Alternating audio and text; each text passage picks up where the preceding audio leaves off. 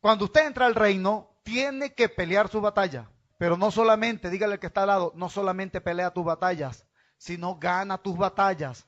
Usted dirá, pero este pastor se la pasa hablando siempre del reino y de las peleas y de las batallas, porque mi Biblia dice que nuestra lucha no es contra sangre ni carne. Y a veces la gente está enferma y anda peleando con los médicos, con la familia y anda peleando con todo el mundo en vez de pelear con los demonios. Y a veces la gente no consigue el empleo y pelea con el presidente o pelea con los ministros, pero con los empresarios, pero no pelea con el diablo, que es quien le está robando la bendición. Cuando tú entras al reino tienes que pelear tus batallas, pero no solamente tienes que pelearlas, tienes que ganar tus batallas. Amén. Así que todos los días tenemos que pelear nuestras batallas y ganar nuestras batallas. El que entra en el reino no es para echarse aire. No, hay que pelear las batallas. Amén. Diga, hay que pelear las batallas. Segundo libro de Samuel, capítulo 5. Vamos a ver cómo un hombre de reino no solamente empezó a reinar, sino que unió al reino, echó fuera a los demonios que estaban en el reino y después vivió en bendición. Amén. No solamente entró en el reino, sino que unió al reino, que el reino estaba dividido. Y no solamente unió el reino, sino que echó fuera a los demonios que estaban en el reino. Estaban dentro del reino, pero no eran del reino. Los echó fuera del reino. Así que, querido hermano, dígale que está a su lado. Cuando entras en el reino, tienes que pelear tus batallas, pero tienes que ganarlas. Tienes que ganarla, diga, tienes que ganarla, gánala. Hágala así por el hombro, gana las batallas, gánala, chico, gánala. Gana las batallas, no sea flojo, gana todas las batallas. Capítulo 5. Este es un nuevo tiempo para nosotros. A partir de hoy, algo tiene que suceder diferente en nuestras vidas. Ya no podemos seguir siendo los mismos ciudadanos del reino de antes. Yo lo decía cuando era chiquito, los mismos evangélicos de siempre. No, tenemos que ser los ciudadanos del reino de este tiempo. Que pelean sus batallas, pero que ganan sus batallas. Amén. Dale un fuerte aplauso al Señor. Porque hoy vamos a aprender a entrar en el reino, a pelear nuestras batallas y a ganar nuestras batallas. Ya todos tienen el segundo libro de Samuel, capítulo 5, versículo 17.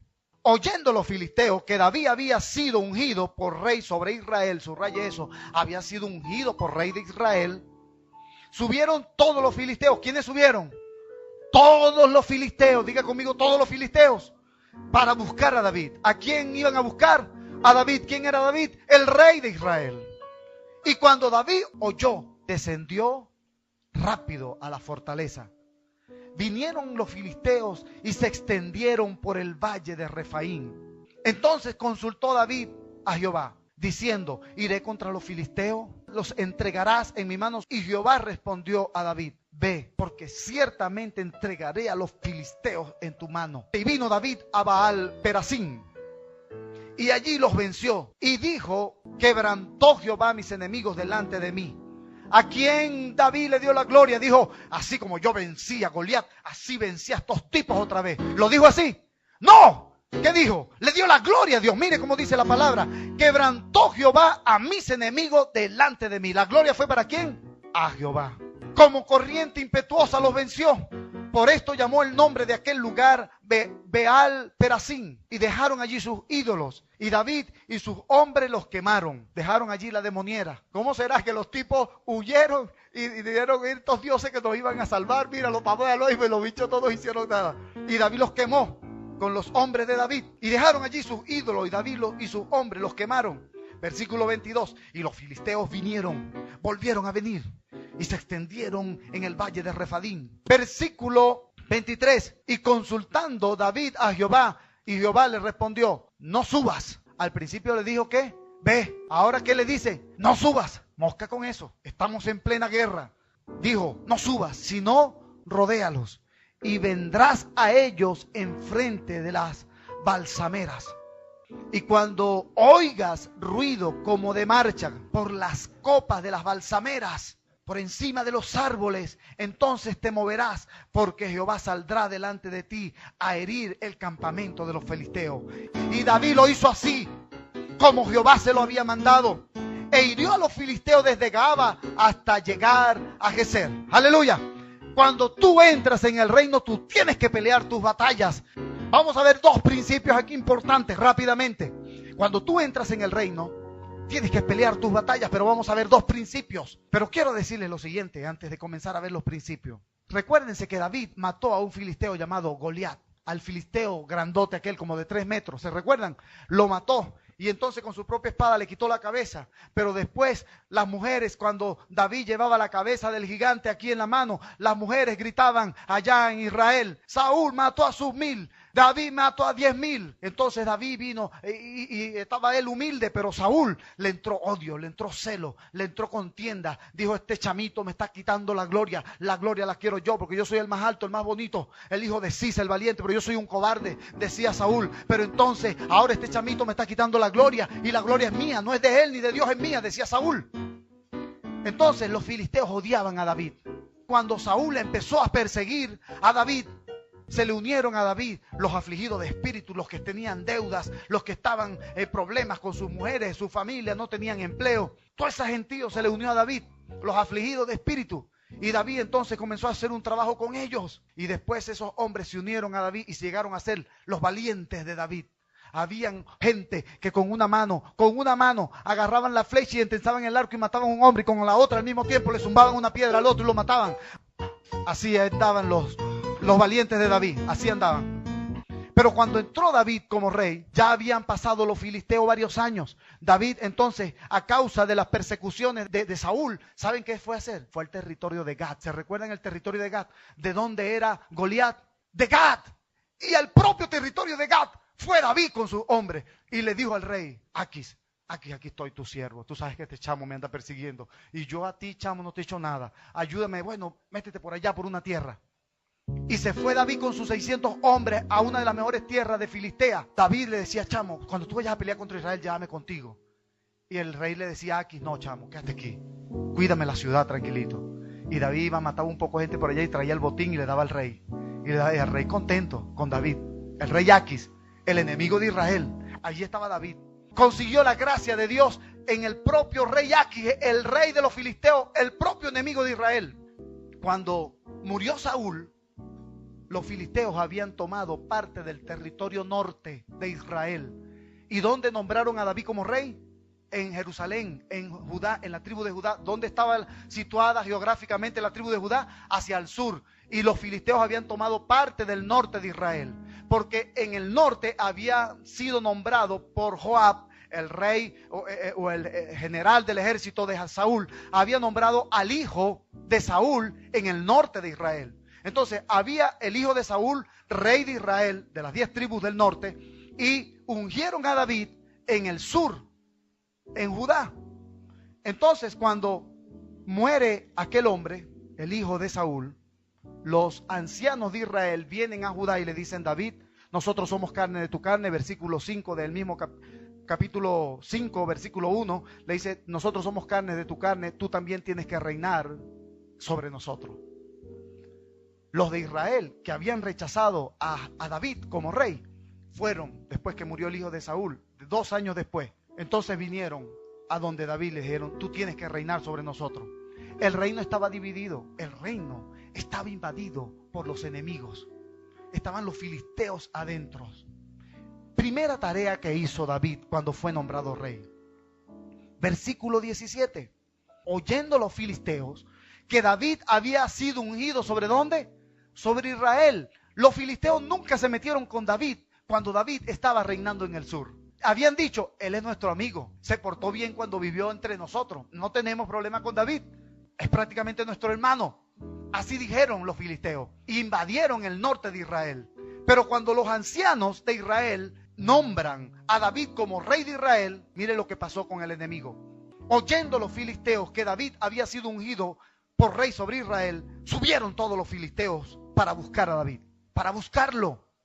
Ya ellos lo conocían, ya había vivido entre ellos. David había vivido entre ellos. Y cuando David oyó, descendió a la fortaleza. ¿Qué era la fortaleza? Era una montaña que estaba en medio del desierto de Judá. Ahí se escondía David cada vez que Saúl lo andaba buscando. Y en esa fortaleza Dios lo protegía. Ahí era donde estaba la cueva, la montaña aquella, que fue Saúl a Cepú, por allá en una cueva.